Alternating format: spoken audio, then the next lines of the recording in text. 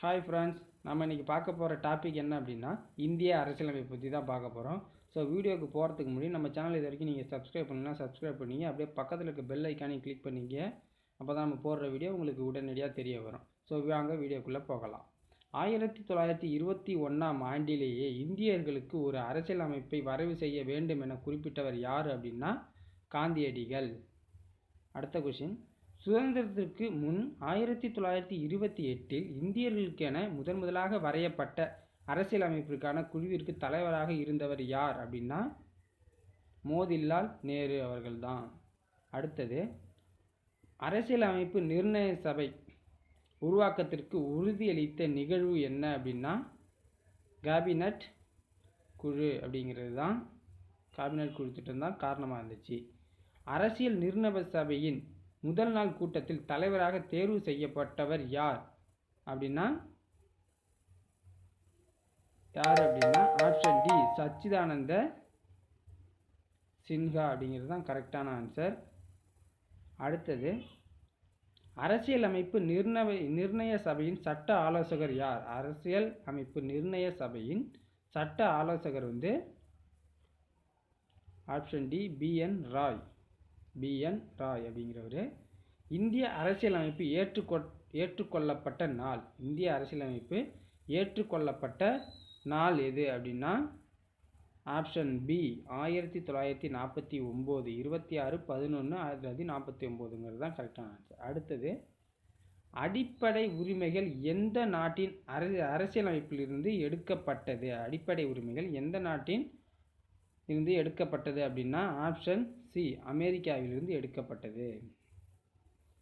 புதிய மாநிலங்களை உருவாக்குவதற்கு பாராளுமன்றத்திற்கு அதிகாரமளிக்கும் அரசியலமைப்பு சட்டப்பிரிவு எது அப்படின்னா ஆப்ஷன் டி பிரிவு 2 அப்படிங்கிறது தான் கரெக்டான ஆன்சர். அடுத்தது, இந்திய குடியுரிமை சட்டம் எந்த ஆண்டில் இயற்றப்பட்டது? இந்திய குடியுரிமை சட்டம் எந்த ஆண்டில் இயற்றப்பட்டது அப்படின்னா 1955ஆம் ஆண்டு. அடுத்தது, ஓவர்சீஸ் இந்தியன் சிட்டிசன்ஷிப் இந்தியாவில் நடைமுறைப்படுத்தப்பட்ட ஆண்டு எது அப்படின்னா ஆப்ஷன் டி 2005.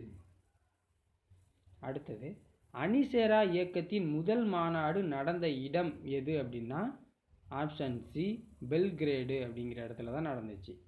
அடுத்தது, யுனெஸ்கோ தலைமையிடம் அமைந்துள்ள இடம் எது அப்படின்னா ஆப்ஷன் டி பாரிஸில் அமைஞ்சிருக்கு. அடுத்தது, அரசியல் என்ற சொல்லை முதலாக பயன்படுத்தியவர் யார் அப்படின்னா ஆப்ஷன் டி பிளேட்டோ அப்படிங்கிறவர் தான் முதலாக யூஸ் பண்ணுறாரு, பிளேட்டோ அப்படிங்கிறவர். அடுத்து, பஞ்சாயத் ராஜ் சட்டம் கொண்டு வரப்பட்ட போது பிரதமராக இருந்தவர் யார் அப்படின்னா ஆப்ஷன் டி நரசிம்மராவ் அப்படிங்கிறவர் தான். அரசியல் அறிவியல் என்ற சொல்லை முதலாய் உருவாக்கியவர் யார் அப்படின்னா ஆப்ஷன் டி ஜீன் போடின் அப்படிங்கிறவர் தான் உருவாக்கினார். அடுத்த கொஷின், அரசு என்ற சொல்லை முதலாய் பயன்படுத்தியவர் யார்? அரசு என்ற சொல்லை முதலாய் பயன்படுத்தியவர் யார் அப்படின்னா மாக்கியவல்லி அப்படின்னு சொல்லலாம், மாக்கியவல்லி. அடுத்தது, பாராளுமன்றங்களின் தாய் என அழைக்கப்படும் நாடு எது? பாராளுமன்றங்களின் தாய் என அழைக்கப்படும் நாடு எது அப்படின்னா ஆப்ஷன் சி இங்கிலாந்து. அடுத்தது, குடியரசு என்ற நூலை எழுதியவர் யார்? குடியரசு என்ற நூலை எழுதியவர் யார் அப்படின்னா பிளாட்டோ அப்படிங்கிறவர் தான். அடுத்தது, உலகிலேயே மிகப்பெரிய அரசியலமைப்பு கொண்டுள்ள நாடு எது? உலகிலேயே மிகப்பெரிய அரசியலமைப்பு கொண்டுள்ள நாடு எது அப்படின்னா நம்ம நாடு இந்தியா தான். அடுத்தது, முதலில் அறிவியல் பூர்வமாக அரசியலமைப்பை வகைப்படுத்தியவர் யார் அப்படின்னா ஆப்ஷன் டி அரிஸ்டாட்டில் அப்படிங்கிறவர் தான். அடுத்தது, இந்திய அரசியலமைப்பு நடைமுறைக்கு வந்த நாள் எது அப்படின்னா ஆப்ஷன் சி ஜனவரி 26, 1950. அடுத்தது, இந்திய அரசியலமைப்பு ஒரு பாதி கடினம் பாதி எளிது அப்படின்னா நெகிழும் தன்மை நெகிழா தன்மையும் இருக்குது அப்படின்னு சொல்லலாம். அதாவது ஆப்ஷன் டி தான் கரெக்டான ஆன்சர். அடுத்தது, இந்திய அரசியலமைப்பு ஏற்றுக்கொள்ளப்பட்ட நாள் எது அப்படின்னா ஆப்ஷன் ஏ நவம்பர் 26, 1949. இந்தியாவில் முதல் அரசியலமைப்பு சட்ட திருத்தம் செய்யப்பட்ட ஆண்டு எதுன்னா ஆப்ஷன் டி 1951. அடுத்தது, தொடர்ந்து இருமுறை பாரத ஜனாதிபதியாக இருந்தவர் யார் அப்படின்னா ஆப்ஷன் டி ராஜேந்திர பிரசாத் அப்படிங்கிறவர் தான். அடுத்தது, இந்திய ஜனாதிபதிக்கு பதவி பிரமாணம் செய்து வைப்பவர் யார் அப்படின்னு கேட்டால் ஆப்ஷன் பி தலைமை நீதிபதி தான். இந்தியாவின் முதல் பொது தேர்தல் நடைபெற்ற ஆண்டு எது அப்படின்னா ஆப்ஷன் சி 1951-52. இந்தியாவின் தலைமை கணக்கு அதிகாரி யாரால் நியமிக்கப்படுகிறார் அப்படின்னா ஆப்ஷன் டி ஜனாதிபதி அவர்களால் நியமிக்கப்படுகிறார். தனக்கென சொந்தமாக ஒரு அரசியலமைப்பை கொண்டுள்ள இந்திய மாநிலம் எது அப்படின்னா ஆப்ஷன் சி ஜம்மு காஷ்மீர். அவசர கால நிலைமை பிரகடனப்படுத்த இறுதி அதிகாரம் உடையது யாருக்கு அப்படின்னா ஆப்ஷன் டி ஜனாதிபதிக்கு தான் அவசர நிலை பிரகடனம் செய்கிறதுக்கு அதிகாரம் இருக்குது. அடுத்தது, இந்திய அரசியலமைப்பில் முதல் திருத்தம் கொண்டு வரப்பட்ட ஆண்டு எது அப்படின்னா ஆப்ஷன் சி 1951. இந்தியாவின் மூன்றாம் குடியரசுத் தலைவர் யாருன்னா ஜாகிர் உசைன் அப்படிங்கலாம். அடுத்தது, தொடர்ச்சியாக 2 முறை குடியரசுத் தலைவராக பதவி வகித்தவர் யார் அப்படின்னா அதே ராஜேந்திர பிரசாத் அவர்கள் தான். அடுத்தது, குடியரசுத் தலைவர் யார் முன்னிலையில் பதவி பிரமாணம் எடுத்துக்கொள்கிறார் அப்படின்னா ஆப்ஷன் டி முதன்மை நீதிபதியின் முன்னால்.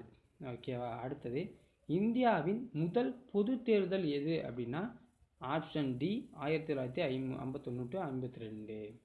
எந்த மாநிலத்திற்கென தனியாக அரசியல் அமைப்பு உள்ளது அப்படின்னு கேட்டால் ஆப்ஷன் பி ஜம்மு காஷ்மீர். உயர் நீதிமன்ற நீதிபதிகள் நியமிக்கப்படுவது யாரால அப்படின்னு கேட்டால் ஆப்ஷன் சி குடியரசுத் தலைவர். அடுத்தது, மக்களவை சபாநாயகரை பதவி நீக்கம் செய்ய நடைமுறையில் உள்ள முறை எது அப்படின்னா ஆப்ஷன் டி மக்களவையின் நம்பிக்கையின்மை வாக்கெடுப்பால் செய்யலாம். அடுத்தது, இந்தியாவில் முதலில் தேசிய அவசர பிரகடனம் செய்யப்பட்ட ஆண்டு எது அப்படின்னா ஆப்ஷன் சி 1962 ஆண்டு.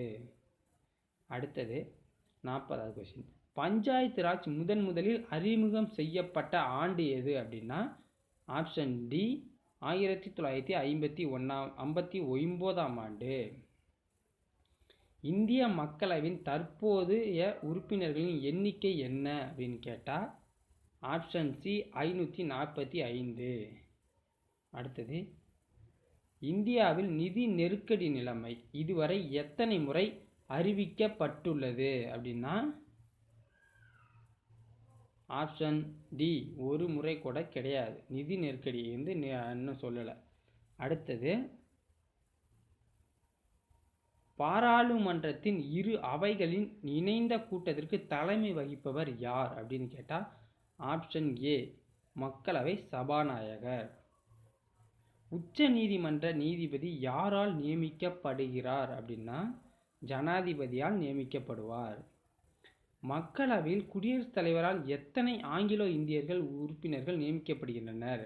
மக்களவையில் குடியரசுத் தலைவரால் எத்தனை ஆங்கிலோ இந்தியன்ஸ் நியமிக்கப்படலாம் அப்படின்னா ஆப்ஷன் டி 2 பேரை அவர் நியமிக்கலாம். அடுத்தது, இந்திய அரசு சட்டம் 1935 படி மாநில சட்டமன்றங்களுக்கு தேர்தல் நடத்தப்பட்ட ஆண்டு எது அப்படின்னு கேட்டால் ஆப்ஷன் பி 1937 ஆண்டு. கீழ்கண்டவர்களில் நீதி கட்சியை துவங்கியதில் முக்கிய பங்காற்றியவர் யார் அப்படின்னு கேட்குறாங்க. அதுக்கு ஆப்ஷன் சி பிடி ராஜன் அப்படிங்கிறவர் தான். அடுத்தது, கிராம பஞ்சாயத்துக்களை குறிப்பிடும் அரசியலமைப்பு சரத்து எது? கிராம பஞ்சாயத்துக்களை குறிப்பிடும் அரசியலமைப்பு சரத்து எது அப்படின்னு கேட்டால் ஆப்ஷன் டி சரத்து 40 அப்படிங்கிறது தான். அடுத்தது மிசா சட்டம் எந்த ஆண்டு அறிவிக்கப்பட்டது? மிசா சட்டம் எந்த ஆண்டு அறிவிக்கப்பட்டதுன்னா ஆப்ஷன் சி 1971. அடுத்தது உச்ச நீதிமன்ற நீதிபதியின் ஓய்வு பெறும் வயது என்ன? உச்ச நீதிமன்ற நீதிபதியின் ஓய்வு பெறும் வயது என்ன அப்படின்னா ஆப்ஷன் டி 65 அப்படிங்கிறது தான். ஸோ இதுவரைக்கும் இந்த வீடியோவை பொறுமையாகவும் மனமகிழ்வோடும் கேட்டதற்கு நன்றி. உங்களுடைய செயலை கமெண்ட்டில் தெரிவிங்க. நன்றி, வணக்கம்.